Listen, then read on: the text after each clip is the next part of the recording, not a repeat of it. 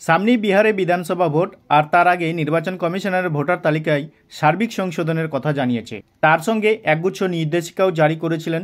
আপনি যে একজন ভারতীয় নাগরিক তার প্রমাণ করার জন্য স্বঘোষণা দিতে হবে প্রত্যেক ভারতের নাগরিককে। তবে শুধুমাত্র এটি বিহারে শুরু হয়েছে, পরবর্তীকালে বাংলাও এটি শুরু হতে পারে।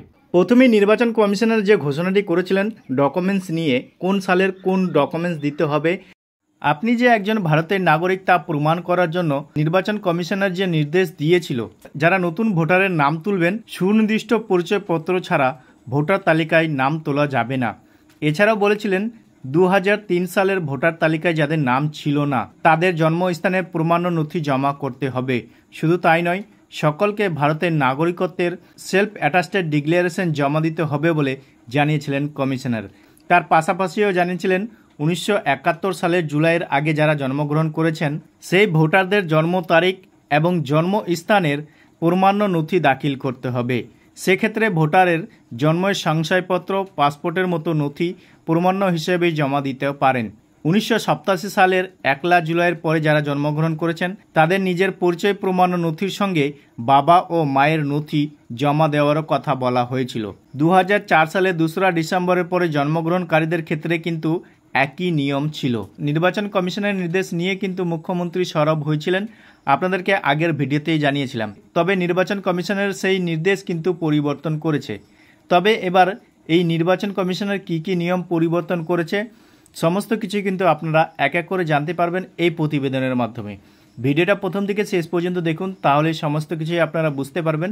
তো চলুন বন্ধুরা, ভিডিওটাকে শুরু করা যাক। দেখুন, এই সংক্রান্ত আপডেটে বলা হয়েছে, দিন কয়েক আগে বিহারের ভোটার তালিকায় বিশেষ বা নিবিড় সমীক্ষা প্রসঙ্গ টেনে সুর চড়িয়েছিলেন বাংলার মুখ্যমন্ত্রী মমতা বন্দ্যোপাধ্যায়। প্রশ্ন তুলেছিলেন প্রক্রিয়ার নানান নিয়মকানুন নিয়েও। তার কয়েকদিনের মধ্যেই বিশেষ বা নিবিড় সমীক্ষা নিয়ে নতুন বিজ্ঞপ্তি জারি করল নির্বাচন কমিশনার। তো আপনাদেরকে আগের ভিডিওতেই জানিয়েছিলাম, নির্বাচন কমিশনার যে নিয়ম শুরু করেছিল তা নিয়ে সরব হয়েছিলেন মুখ্যমন্ত্রী সরবের পরে আবারও কিন্তু নতুন করে বিজ্ঞপ্তি জারি করেছে নির্বাচন কমিশনার। তো এই যে নির্বাচন কমিশনার যে বিজ্ঞপ্তি জারি করেছেন, এটিতে আবার কি নতুন পরিবর্তন এসেছে আপনারা কিন্তু এখানে জানতে পারবেন। দেখুন, এখানে বলেছে বিহারের আসন্ন নির্বাচনের আগেই ভোটার তালিকার সার্বিক সংশোধনের কথা জানিয়েছিলেন নির্বাচন কমিশনার। সেজন্য একগুচ্ছ নির্দেশিকাও জারি করা হয়। সোমবার ফের বিজ্ঞপ্তি প্রকাশ করেন। সেই নিয়মবিধিতে বিস্তর বদল এনেছে কমিশন। নতুন বিজ্ঞপ্তিতে বলা হয়েছে, 1 নম্বরে দেখুন বিজ্ঞপ্তিতে কি বলা হয়েছে। বিহারের 2003 সালের ভোটার তালিকায় নির্বাচন কমিশনারের ওয়েবসাইটে আপলোড করা হয়েছে। সেখানে নথিভুক্ত 4.96 কোটি ভোটারের জন্য নতুন করে আর কোনো নথি জমা দেওয়ার প্রয়োজন নেই। তো দেখতে পাচ্ছেন 4.96 কোটি ভোটারের জন্য নতুন করে আর কোনো নথি জমা দেওয়ার প্রয়োজন পড়ছে না, যেটা বিহারের 2003 সালের ভোটার তালিকায় নির্বাচন কমিশনের ওয়েবসাইটে আপলোড করা হয়েছে। তারপরে 2 নম্বরে বলেছে 4.96 কোটি ভোটারের স্বীকৃতির জন্য বাবা কিংবা মায়ের সঙ্গে সম্পর্কিত কোনো নথি জমা দেওয়ার প্রয়োজন নেই।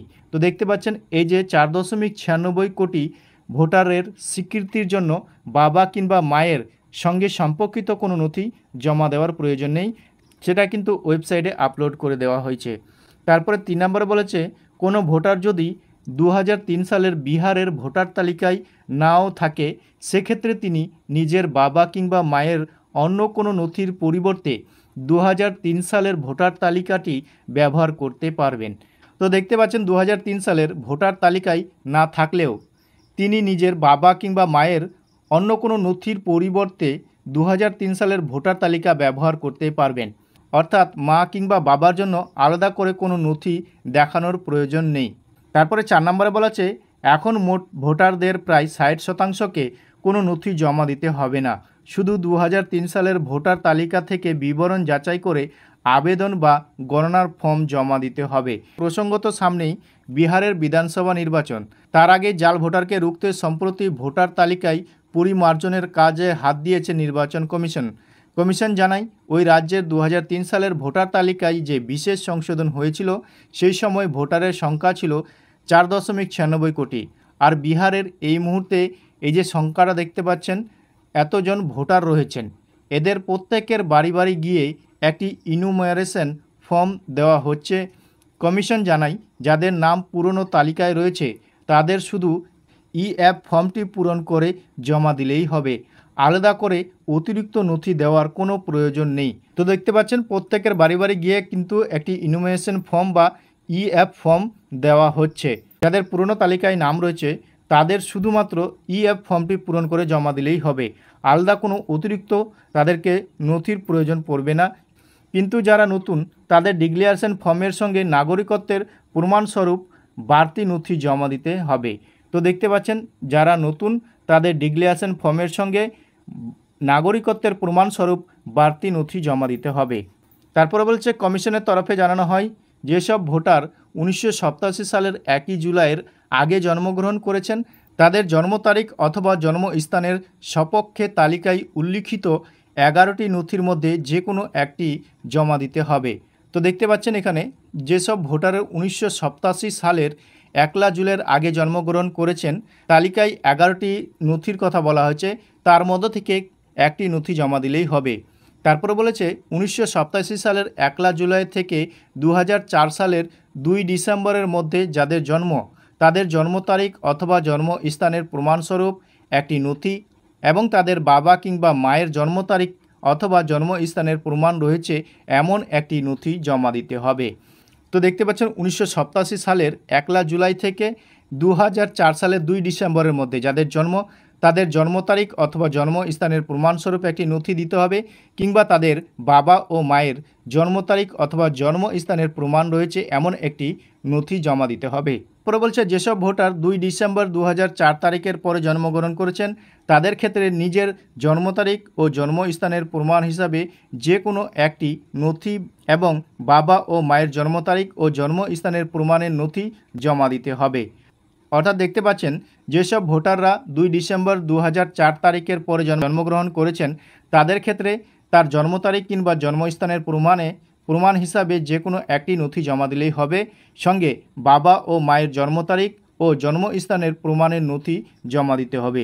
তারপর বলছে যদি কারো বাবা কিংবা মা ভারতীয় না হন সেক্ষেত্রে তার পাসপোর্ট এবং সন্তানের জন্মের সময়কার ভিসার কপি জমা দিতে হবে।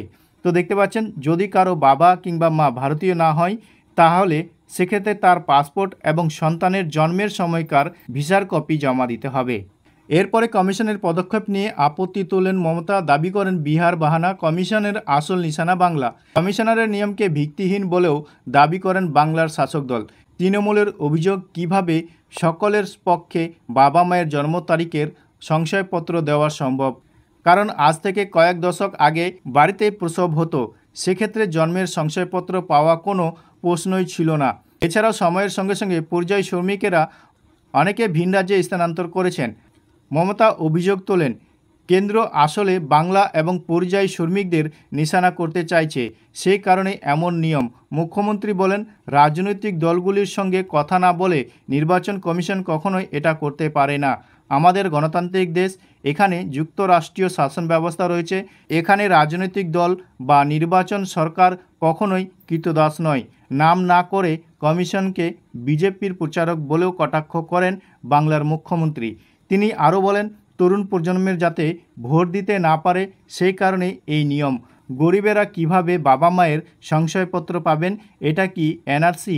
এভাবে দেশে এনআরসি চালু করার চেষ্টা হচ্ছে। ঘটনাচক্রের দিন কয়েকের মাথায় পুনরায় নির্দেশিকা প্রত্যাহার করে নতুন নির্দেশিকা প্রকাশ করল নির্বাচন কমিশন।